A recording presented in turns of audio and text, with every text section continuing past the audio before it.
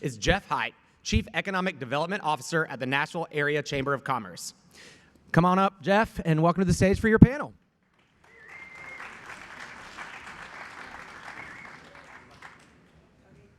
Hello, everybody. How are y'all?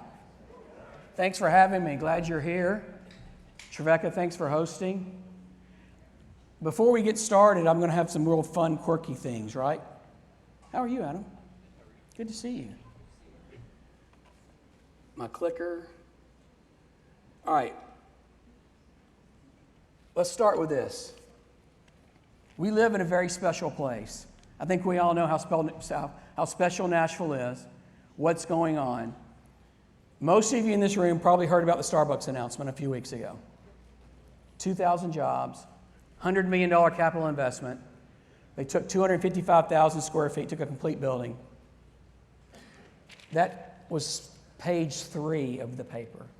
That's how much is going on in Nashville, that the 4th largest jobs announcement in Davidson County is on page 3 of the paper and not front line. So there's a lot going on here. Now, what I'm about to tell you, I can't untell you. You're going to remember this today, later today, in a week or a month. You're going to see it and you're going to cuss me. Every license plate in the state of Tennessee has a B in it. How bizarre is that? You're going to remember that. You're going to be sitting at a stoplight and you're going to see that car and go, Jeff's put it in my mind, I can't get out of it. Just crazy. We don't know why. Maybe it's Bill Lee, B for Bill. I don't know. But it's just crazy. All right, let's get started. Let's talk about what's going on in this city, how we've got here. Let's start with something else. The gentleman on the right. There's always a Nashville story, right? The gentleman on the right. He's young. He's here on orders, not ambition. Future general, maybe? Same guy, same uniform. Now there's guitar. That's kind of the inflection point, right? That's when Nashville enters the thing. He's close enough to Nashville for Nashville to influence. He's stationed at Fort Campbell. Ecosystems matter. Talent arrives before the spotlight. It's Jimi Hendrix. He was stationed at Fort Campbell. He learned how to play guitar on Jefferson Street. Again, close enough to Nashville for the influence to matter. He didn't come here to be a legend, but that journey started here. And that's kind of how Nashville plays going on. So let's see what Nashville looks like today. Oh, that video's not there. She's in the back. Are we good on? Oh, there it is, sorry.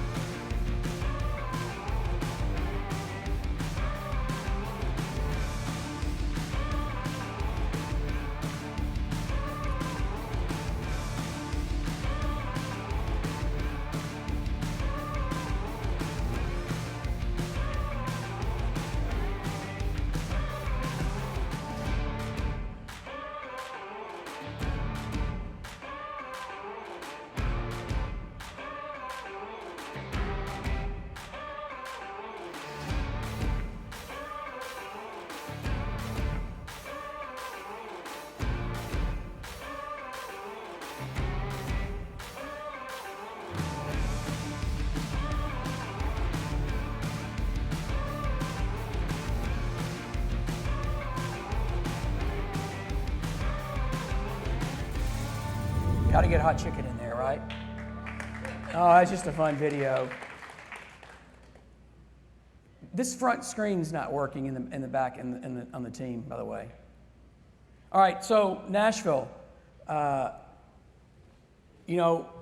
I say Nashville, I'm talking about that Middle Tennessee area, not necessarily Nashville proper. We're going to bring up Rosemary, Patrick, and Nick in a second and have a panel discussion about what's going on in the region. But All of us, we're selling that Middle Tennessee region. That's the brand that attracts companies to Middle Tennessee. You can see the numbers on the screen right there. Over the last 35 years, population's doubled. The employment has doubled. You can see real wage needs to go up more, but it's headed that way. So again, and I can send you these slides. You're welcome to take pictures, but I can send them to you. Feel free to do that. Nashville has always taken big bets. You can see on the screen here, I mean, one of the biggest for the city of Nashville was when they consolidated the city and county government in 1963. We were the first city in the country to do that. So you're dealing with one metro government. HCA that started the healthcare industry in the late 60s, that's been a big influence on Nashville. We had Phil Bredesen, the mayor of Nashville, that talked about civic furniture, having those big regional assets in and around downtown to create that campus. Sports, Predators, Titans, soccer club, Sounds, big influence. Quality of life matters. The Nashville TV show, we all think about that, right? This nighttime soap opera that played every Wednesday night. Netflix just purchased the streaming rights to the Nashville TV show. They paid the second highest price, only behind Seinfeld, for the Nashville TV show. And it's being shown right now in 225 countries around the world. That's amazing. The In-N-Out announcement in Franklin and Cool Springs, that had more media coverage than anything we've ever done. People love In-N-Out, and that brand's following is so strong. It had more media coverage than AllianceBernstein, Amazon, Oracle combined. It was crazy. And then we had the Starbucks announcement a few weeks ago, which is another great brand to add to Nashville. Then you think about just the last 10 years. I mean, look what's happened just in the last 10 years. It's absolutely been amazing, the growth that we've had, the companies we have been able to attract, but more importantly, keeping companies here, working with our existing companies to make sure they grow and prosper and don't leave us for Austin, Charlotte, or Indy. Look at the skyline downtown. That's the last 10 years. Look at that change. 70% of that skyline was built in the last 10 years. That's number one in the country. You can see the list. But again, that's just an amazing shot when you think about 2015, wasn't that long ago? Really? All right, let's keep going. Population in the state of Tennessee, 7.2 million. You can see Nashville, the MSA, represents 30% of the state's population. University of Tennessee issued their forecasts for population growth over the next 10 and 20 years. You can see the number. Scheduled to add over almost 300,000 people over the next 10 years and 600,000 people over the next 20.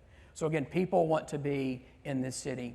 If you think about the four of the richest humans on earth, Bezos, Larry Ellison, Zuckerberg, and Elon Musk, they all have major investments in Nashville. And their teams have all said at different times, we invest in communities where people want to be.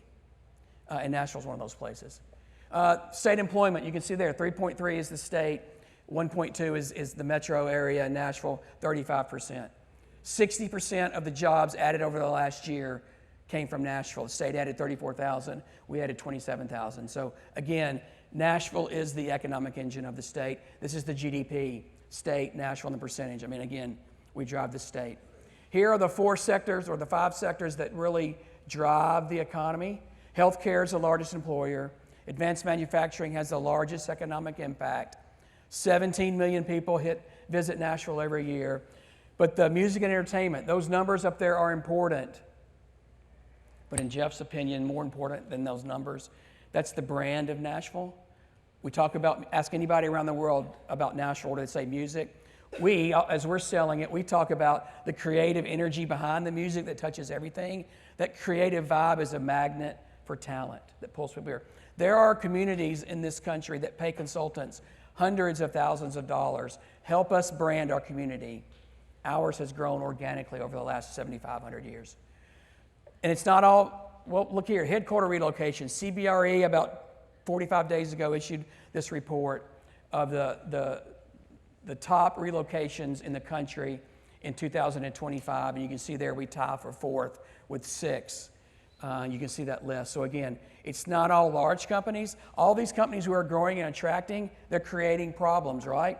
We need different groups to solve those problems. So PitchBook named Nashville the greatest ecosystem for startups. So whether you're a two-person startup tackling some healthcare issue, or you're Starbucks or HCA or Oracle, we're all coming together, so everything's really clicking in Nashville. Our team travels a lot. This is like over the last year. We travel a lot with our partners from the state, ECD, TVA local, just to give you an idea of where we're going as we fly that national flag. Hello, there's Jay back there. Jay Lowenthal back there with Zeitlin. I was on a panel last week that was talking about the Alliance Bernstein relocation, and they mentioned Jay several times. So thank you, Jay. And that was 7 years ago. So we travel a lot, really promoting Nashville and flying that flag, as I said. We always try to have some type of music or sports connection. You can see just some examples of things we do. I love the one in the bottom right, the Statue of Liberty holding the guitar. That's one of my favorite. I'll tell you a quick story.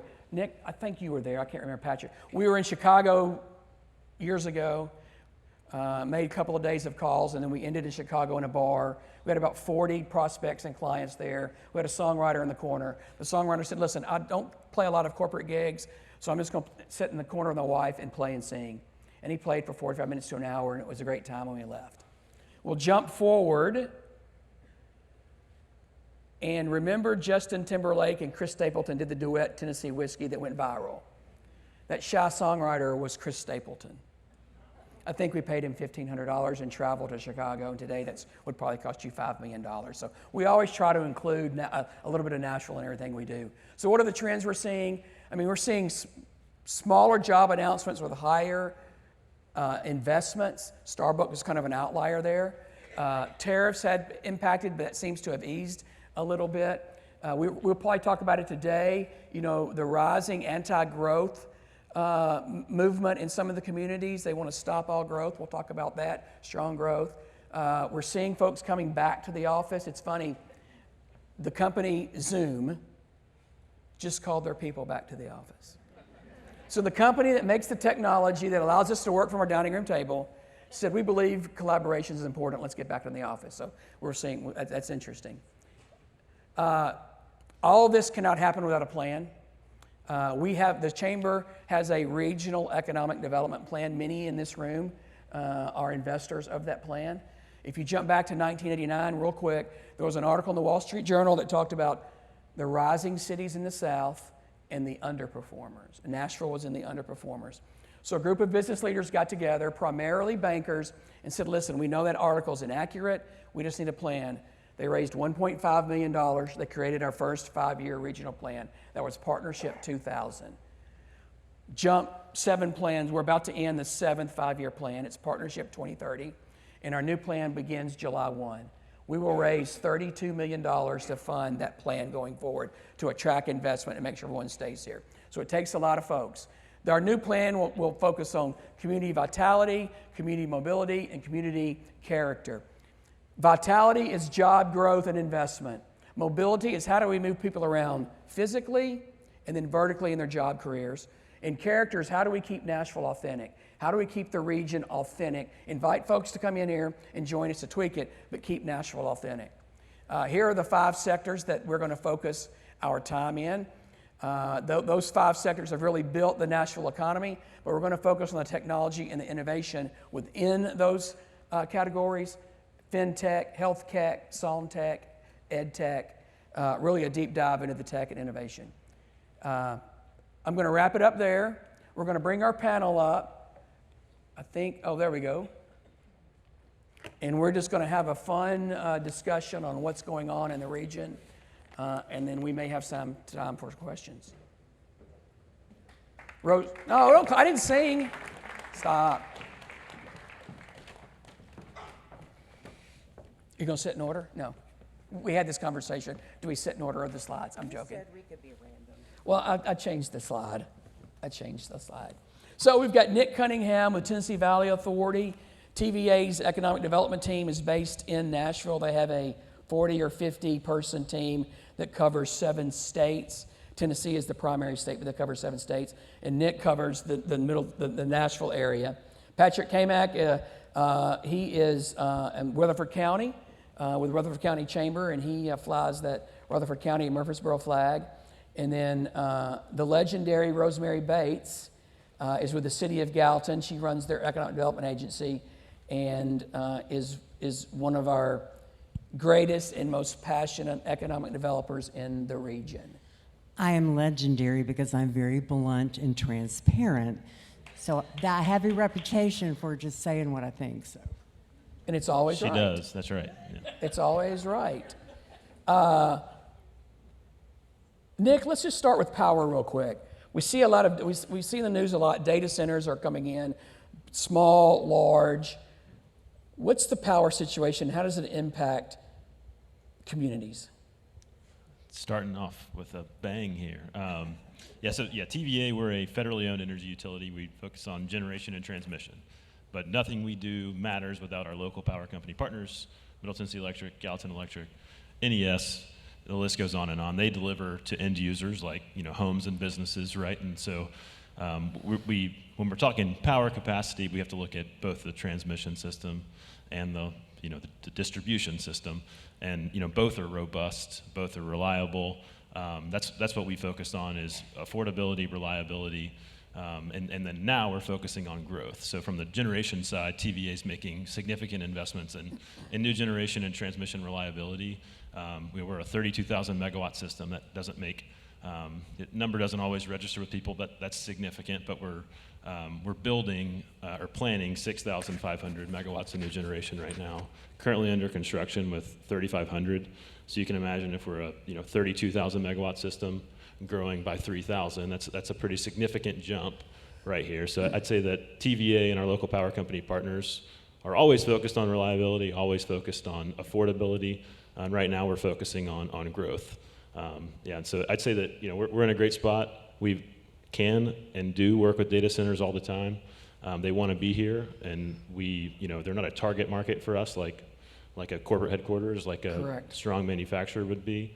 But we're every day working with them to make sure that they understand what the grid looks like here and how they can be a great partner to the grid, great partner to our ratepayers as they locate here. And you see a lot of anti-data center people that are always reading on the notes from their phone as they're raging against data centers, and that data center is running the phone that you're reading from. So it's interesting. Patrick, what's going on in Rutherford County? Thanks, Jeff. It's good to be here. It's a great group and always a really good conference. So thank you guys for wanting to hear the economic development story. In Rutherford County, the real estate community is probably the closest partner, other than the local governments, and so all of those partners are really important. So thank you. Rutherford County Chamber of Commerce, so similar setup to a lot of chambers like the Nashville Chamber. We focus on promoting jobs, bringing in jobs and recruiting jobs, keeping the jobs there, a lot of time with existing businesses and investment. So we cover Laverne, Smyrna, and Murfreesboro mainly. All those areas are growing. We're seeing a lot more focus, I think, on shift to quality of life development, mixed-use developments, promoting walkability, retail, making sure that we try to get better jobs, not just more jobs. Especially as our traditionally we've been a very strong industrial market and still am. That just looks a little different. Instead of hundreds of acres of property to sell to manufacturing for heavy industrial like we may have done 40 years ago with Nissan and even 20 years ago with some other plants. Now it's more industrial developers owning and controlling the property and building spec developments. And so we're still targeting great technical jobs that go in those, but it's a lot more light industrial. And so that's kind of what, and then we're always looking for, I think there's a lot of room to grow in our county for corporate and tech jobs. We're seeing so much momentum in the county, in the region, and which is great. And so we hope to kind of help work with that, and I think that's another opportunity for us. Yeah, it's interesting that Nashville has a large tech employment, but we don't have a lot of large tech employers, brand names, meaning Vanderbilt, HCA, Bridgestone, they all have large tech components. But now with Oracle joining Nashville and having that big true tech name, There's going to be a lot of companies that come in that need to be around Oracle, so we're probably going to see that expand with more tech-branded companies as we get closer to Oracle completing that campus, which is scheduled for 2030. Rosemary Bates, what excites you about that's going on in Gallatin? Okay, I will come to that. How many of you? It's your show. Okay, thank you. How many of you in the room deal with commercial and industrial property? A few. Several. Okay. Well, one of our biggest exciting developments in Gallatin and Sumner County, well, I can't speak for them. Let me back up one more time.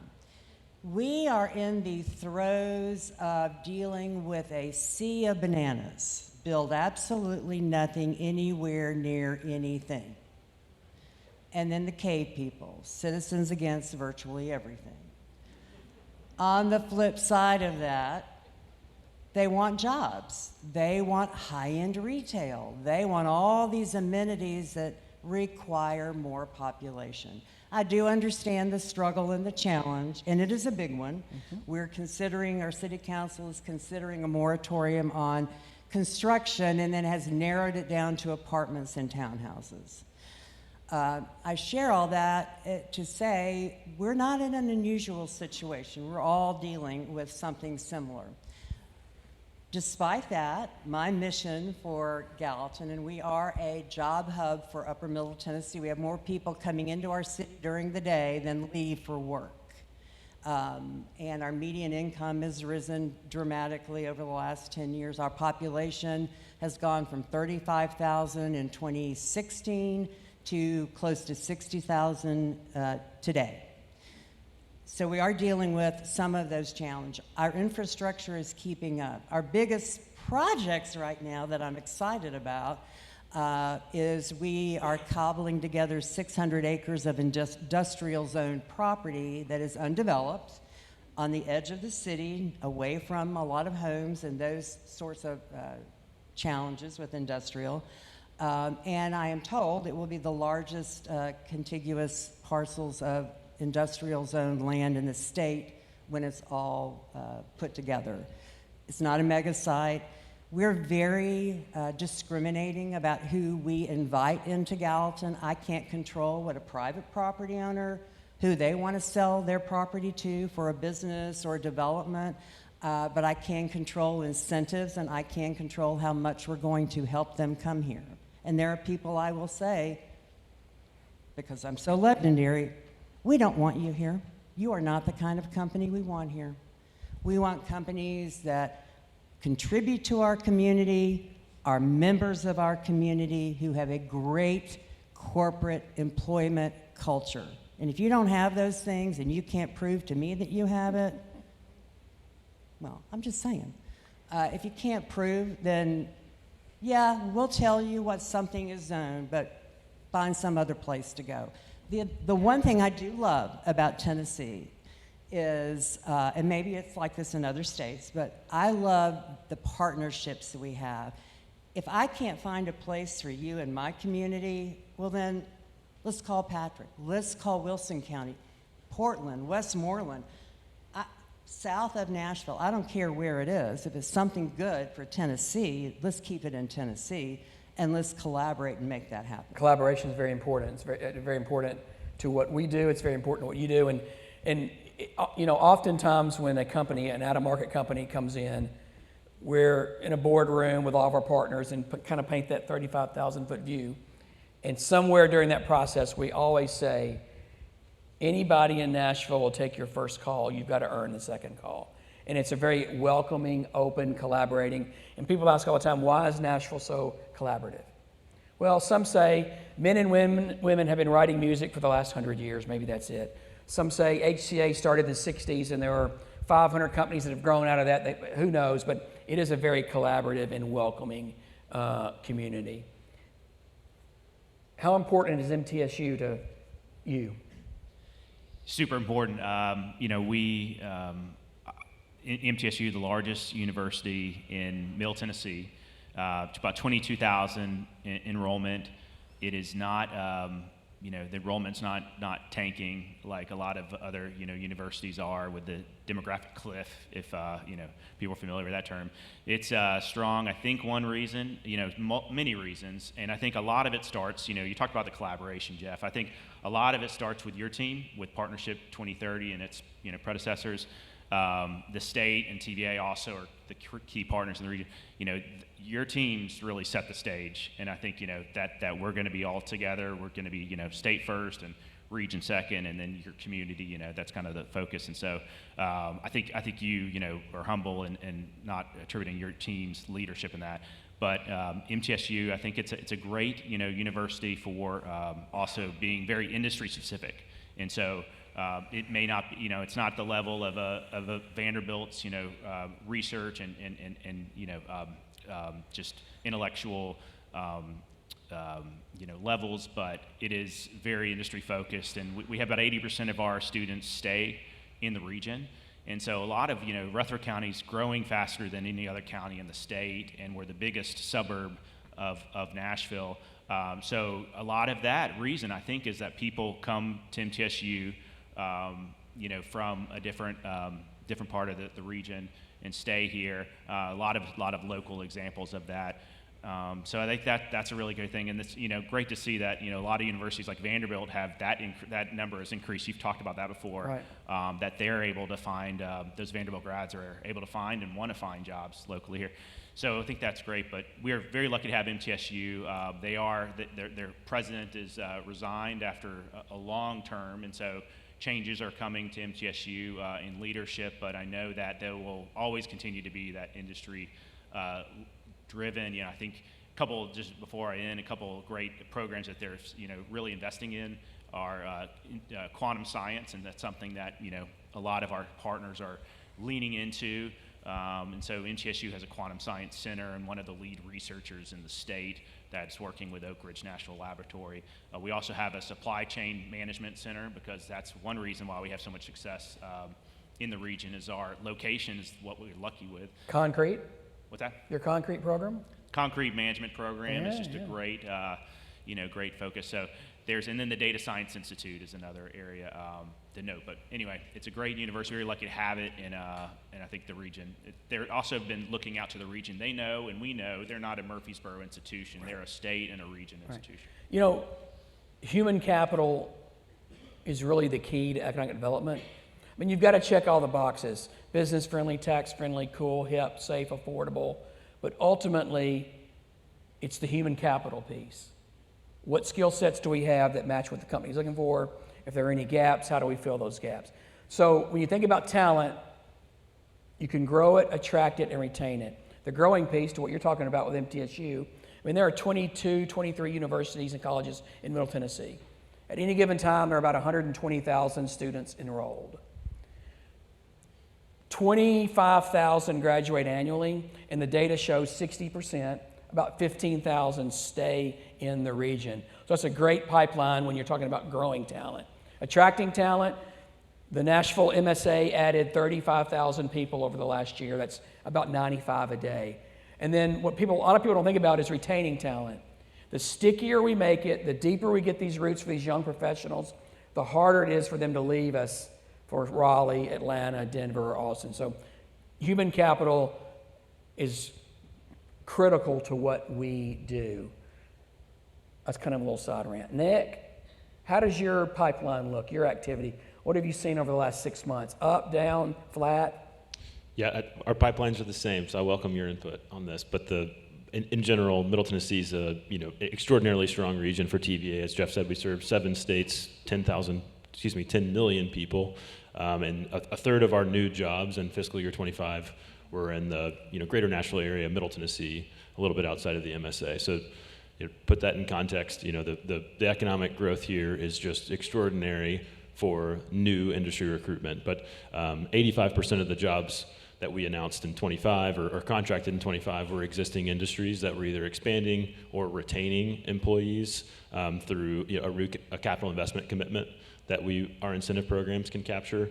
So it's a very strong pipeline. I'd say that the corporate sector is on an upswing right now. Advanced manufacturing, in a number of industries. We've seen a lot of new activity there. But yeah, and you know, we talk about large power projects. I think in fiscal year 25, 80% of the projects in Middle Tennessee, at least, were less than 5 megawatts, and that's the threshold at which we say it's a large load project. So it's growth that's sustainable. It's growth that we are very excited to see for the people who live here. Yeah, you know, any community around the country, the majority of job growth comes from existing companies adding jobs and investment, about 60 to 70%. The 30 to 40 of the outside, the Starbucks, the Oracles, the Amazons, they keep Nashville in the local, regional, and national and global media cycle. But most of that growth comes from existing companies. So we all have existing business initiatives where we meet with local companies to help identify any barriers to growth, and then we go out and find the resources to remove those barriers to keep them growing and prospering. So it's really a team effort. Rosemary, what about your relationship? Well, let's back up. We talked about data centers. You have a big one in Gallatin. Have they been a good corporate partner? Okay, people. Do not just get your script on your phone from Facebook or a text message that says, here are the horrible things about data centers, go protest. Let me add, I can only speak about the data center that we have in Gallatin. We have Meta's 17th hyperscale data center built internationally was built in Gallatin. That's a big deal. Yeah, that is a big deal. More than $1 billion in capital expenditures. Not a lot of jobs. That's okay. We have about 3% and under underemployment. We don't need 1,000 jobs. We don't want to cannibalize our existing businesses and industries. Meta, and I can only speak, well, I can speak for another one that you don't want to have, but I don't think you want to have. Meta has been nothing but a great partner to the city of Gallatin and to Sumner County. They have contributed, starting when they were under construction, that month in August of 2020, when they went under construction. They have contributed more than $2 million to the nonprofits and the school systems in Sumner County, and they do contribute some outside of Sumner County. They are incredibly quiet. They have a huge buffer around them. The only complaints we got about Meta during construction, or the only complaints we've gotten about Meta are they're still under construction, doing their 4th building, is when the trucks back up at night and the beep. That's the most complaints we got. There was a co-location data center that also built a space in Gallatin before Meta, and no one has leased that space. So be cautious about co-location data centers. To everybody's point here, our one exciting thing, too, is we're finding more and more international interest. In our community, I believe in the state as well, we have a company, I can't tell you who it is yet. The governor's very excited about it, so we expect him to make an announcement about it on his time. They are building their first they're going into an existing building, but it's their first venture outside of Asia, and they chose Gallatin for their first. They have other locations in Asia, Taiwan, and China, and we're their first location outside of those areas, which, to your point, and to all the work and the collaboration that we do, we can call on our partners. We are honest, we're transparent, and they are big in technology. We're getting a lot of tax money, personal property tax, from places like Meta and Beretta. Beretta's USA manufacturing facility is in Gallatin, so we have name brands in Gallatin, international name brands in Gallatin. And we welcome the technology with maybe up to 100 jobs, happy to have that. But it is, again, and I'm going to say this many times, if I didn't have a Nick if we didn't have other partners like Patrick, if we didn't have the chamber, if we didn't have relationships with TDOT and the State Department of Economic and Community Development, if we didn't have relationships with y'all in our community, we would not be successful. It takes a village. It truly, I know that may seem cliche, but it truly does. But that's what those businesses, if they are human beings and have any ounce of empathy in them, appreciate about coming to this area. Patrick, how important is quality of life? Yeah, I think that's one of the pitches of of the suburbs. Often is we can kind of pitch the quality of life for people that are averse to cities and huge construction cranes, or the worst traffic in the region is usually more of the CBDs. So that's a first pitch of the communities. And I think it's one area that that Gallatin and Rutherford County is really focused on. A lot of our suburbs is schools first. Really, you have to, if you don't have, well, safety. I should say safety first. We take that for granted sometimes, don't we? Safety in schools. If if you don't have that, then you need to take a step back. And so I think to keep that focus of the safety in schools, and then after that it starts to think, okay, what do we not need, but what do we want? And then get all these retail requests of companies of people wanting different retail amenities, and so we got Costco and Trader Joe's in the last several years, and I think after that, then people started to shift complaints more to traffic, and so it's okay, we got those, now we need to. So I think the quality of life is really important. I think there is increasing traffic in our communities that are growing so fast, and a lot of our you just can't keep up with road construction and widening and new roads as much, and so that's definitely a constraint and definitely something we're feeling. Can Elon build a tunnel to Murfreesboro? We definitely take it. Yeah, if he wants to spend his own money, and I mean that's great. I think we are seeing the choice lanes move forward with that bid, and I think the numbers that TDOT is showing for the time, they haven't mentioned what the prices are. Will be for the choice lanes and the congestion times, but the numbers they're showing are really encouraging that it could make a huge difference. Now, I don't know what that would cost but again, that I think it's showing promise, even though that construction process will be maybe challenging. But quality of life is huge. I think it's what we're seeing too with a kind of a focus on how many mixed-use developments we can get, and kind of reduce those car trips. Promote that walkability to amenities. We're seeing downtown revitalization. Gallatin's doing a great job with this too, but downtown revitalization in Murfreesboro and also in Smyrna is looking. A couple of major developments that I want to flag for you guys. In Laverne, Twinning Station is a 100-acre mixed-use development that they are aiming for. They just closed on the property recently, but they purchased the property from Laverne IDB. They're going to Equitable Development is building. They want to have a grocery anchor, but they want to do mixed housing from single-family homes to townhomes to apartments. And other retail and restaurants. That's happening on South Waldron Road off I-24, and then Stewart's Landing in Smyrna is a similar development happening on Sam Ridley Parkway by Milo State Community College and the YMCA. Same developer, Equitable developer, and that's where the Sprouts is going in Smyrna, and Jonathan's Grill and City Barbecue. And so those are some exciting kind of mixed-use developments. I think what the county is wanting to see some more of to promote that quality. Yeah, it's big because it attracts and retains talent. I mean, it's the piece. I mean, think about downtown. There are 23,000 people that live downtown. In 1995, 300 people lived downtown, and there was not a residential zoning code. So we're late to that model downtown, but we're seeing that grow. Hey, how are we on time, by the way? We're good? 5 minutes? 10 minutes? All right.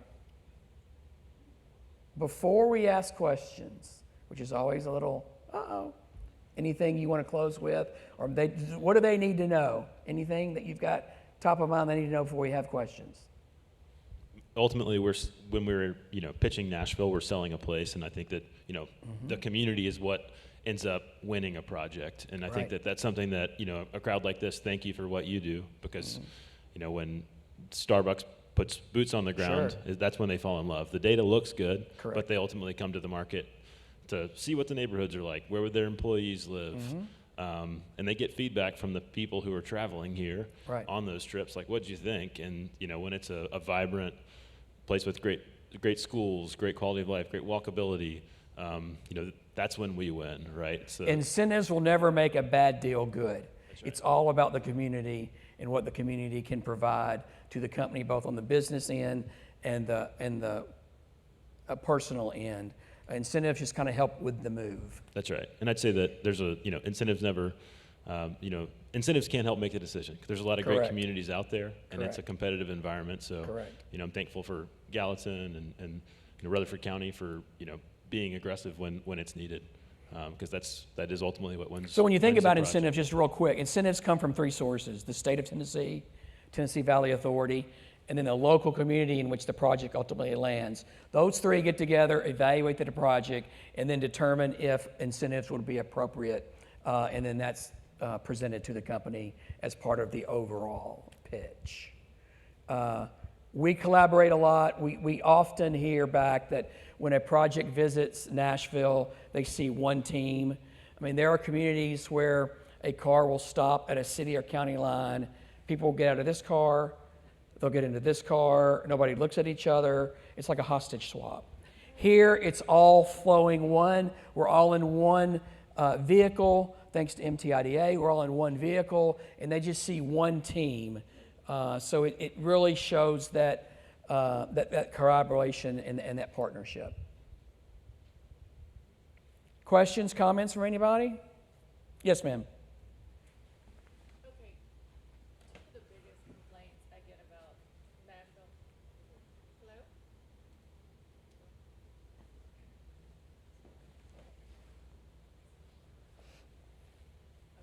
Is that better? I don't think so. Is Yeah, it? yeah, Oh, yeah, yeah. okay, There it goes. Great. Okay, thank y'all for coming today, by Sure. the way. It's been very Sure. informative. Two of the biggest complaints I get about, especially downtown Nashville, number one is the parking. Number two is the alcohol tax. But number one, especially the parking, are there any plans to remedy that? Maybe like a 100-story aesthetically pleasing parking garage? Yeah, I mean, there are some different solutions being considered on additional parking. Metropolis just rolled out a program. Metropolis just rolled out a program where the creative class of the musicians and people get a discounted rate. So it is a concern. It's noted. Tom Turner at the Nashville Downtown Partnership, Freddie O'Connell's office, they are all looking at different solutions to alleviate parking downtown. I mean, listen, 17 million people visit annually. So think about this. On a weekday, the downtown core is the 7th largest city in the state. On a weekend, downtown is the 3rd largest city in the state behind Memphis and the rest of Nashville. So there's a lot of activity and people down there. There's only so much space. Now, will the East Bank kind of alleviate some of that as it kind of expands over there? Possibly. The concern is noted. There are people working on it. I don't have a solution right now.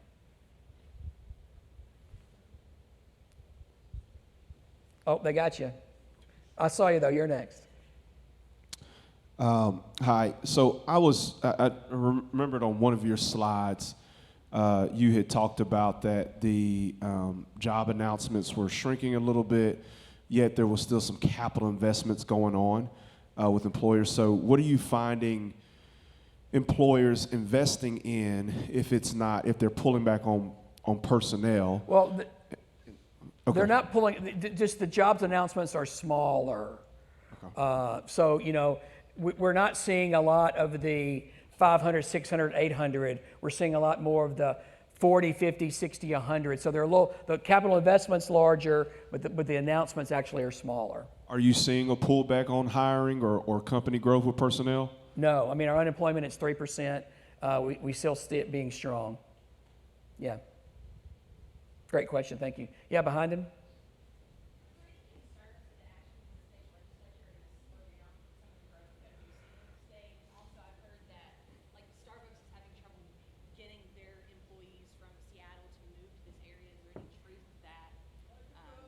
Yeah, she asked about the state legislature and some of the things they're doing, and is that going to affect any of the growth? Is that correct? Yeah. So, we all know we're a blue city and a red state. That model has worked for us and around the country. The red state kind of sets the business environment. The blue city is the culture and attracts the talent. There's going to be some of this at times, but they get along, they understand how each other works. There's always concern when there's any type of legislation that may kind of go off track, so we track it. But businesses look at states and communities, and if they can make their business work, they're going to pick there. There have been some media reports out of Seattle that some folks didn't want to come. I wouldn't believe everything you read. That could be blown out of proportion. They believe of the 2,000 jobs they announced, they will probably end up importing, moving, relocating probably around 200, and then hire the rest locally. They have to get that team here to set the culture and get things going. So we're full speed ahead and believe we'll be okay. But we always worry about any type of political issue that would pop up one way or the other. I want to add into this that while you may want to focus on the state and because of big news and they make a big splash about things that they're doing. Where you really need to pay attention is your local zoning ordinances.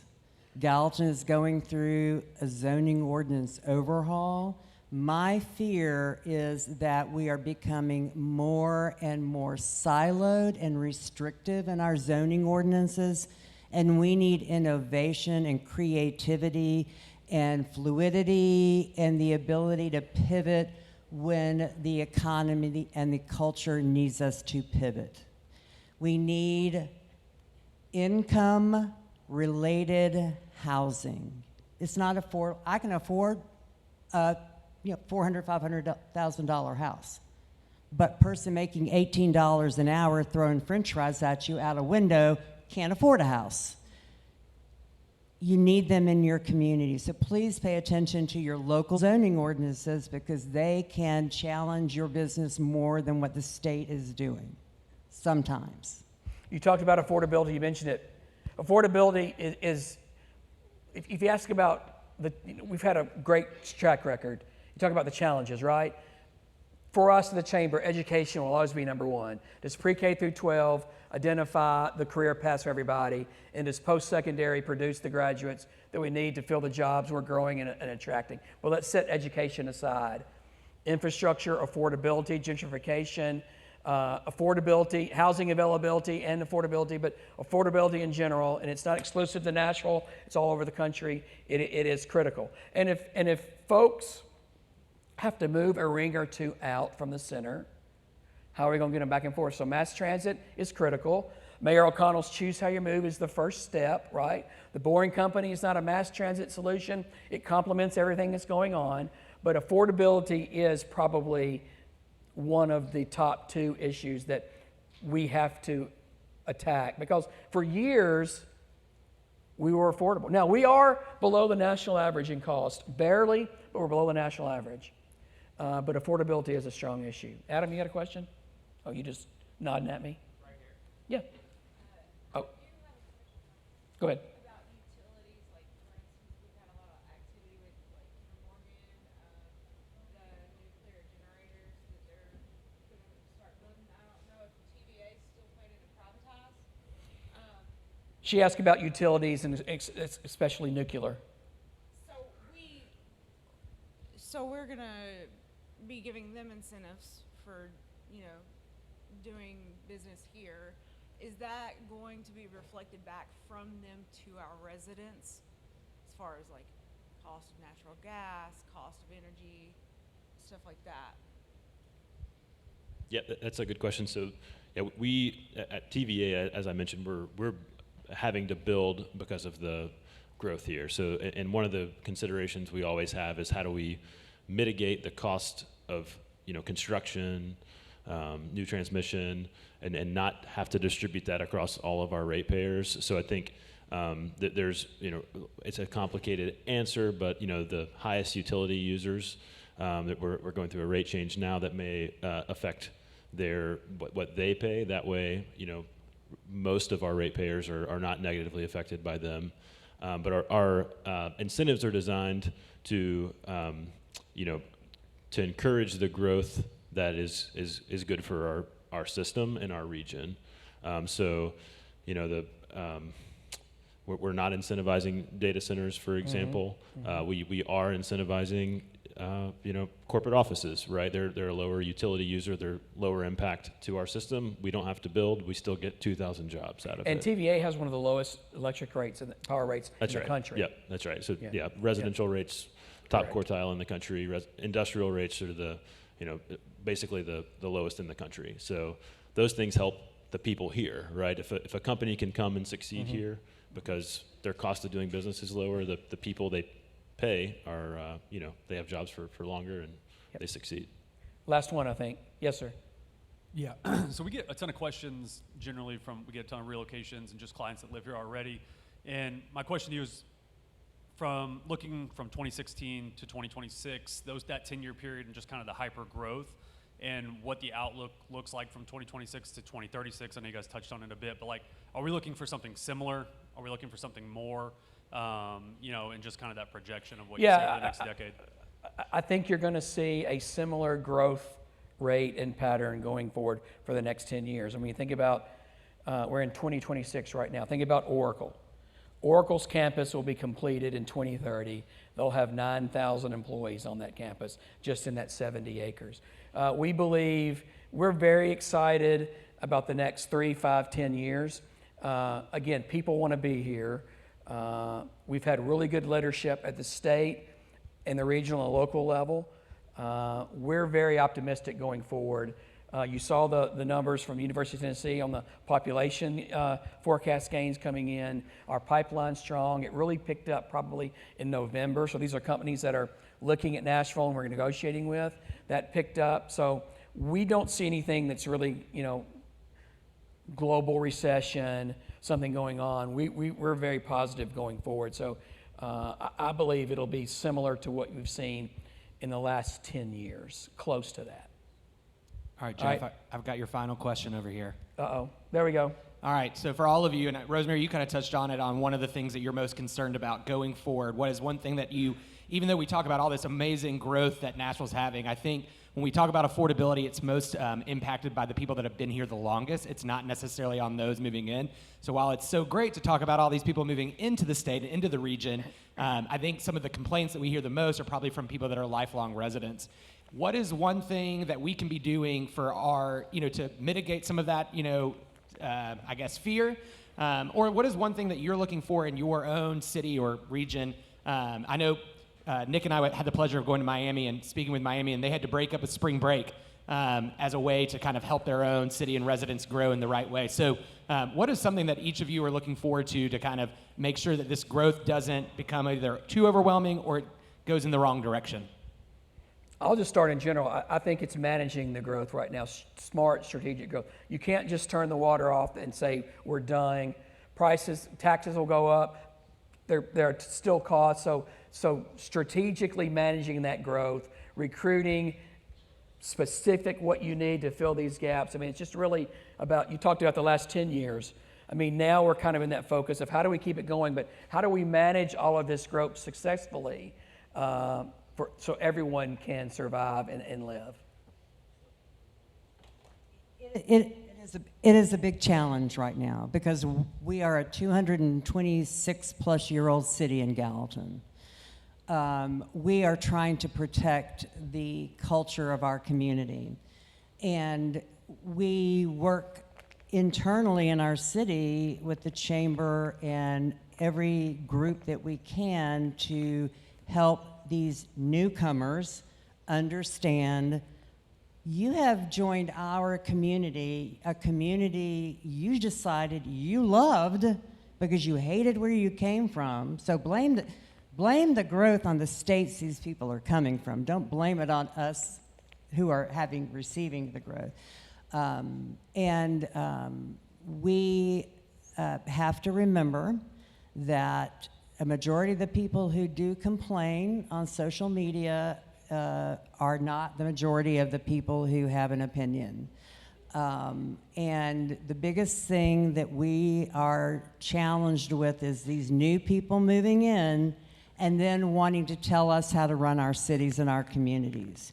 To the people who are on the voting board, whose families for generations, before Gallatin was ever a city, built the community, they said, oh, we love your community, we're gonna move there, and now we just wanna tell you, you need to do it our way. We're used to having this and that from our state. Well, you left your state, so maybe you don't really need those things you think you want. I think that's great. Maybe I we love need- being on do the we need panel to with end there? Rosemary. This is awesome. So I think we talked about a lot of things we're already excited about. I think there's still a lot of really cool projects kind of coming to our region in Rutherford County. And so I'm excited about those, about the projects to come. I think the concerns are managing that growth. I think to keep the school district what it is, we have to continue to try to find money to build new schools.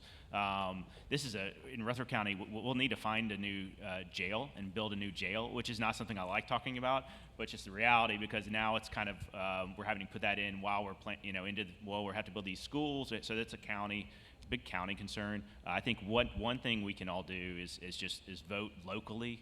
I think we need to remember how important our local elected officials are, and so I think it's something you overlook a lot of times, just the local elections. It's a big election year, which makes it a little choppy sometimes when you get these decisions in front of these local boards, bodies, and elected officials want to make a strong statement by turning down a development or something like that. So it can make for an interesting year.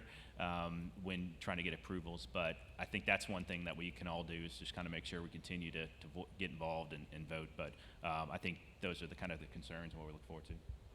Yeah, quickly up for TVA, we're building, right? But we're focusing on the fundamentals. We're not we're trying not to chase emerging technologies that are going to burden our ratepayers.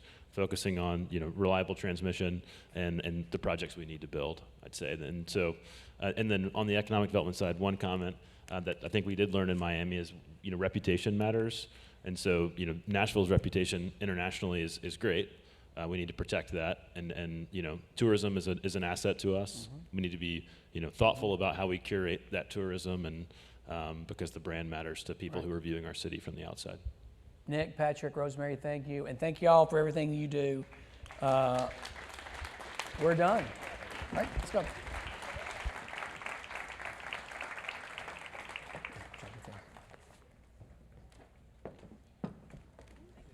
Thanks, man. Thank you. Thank you.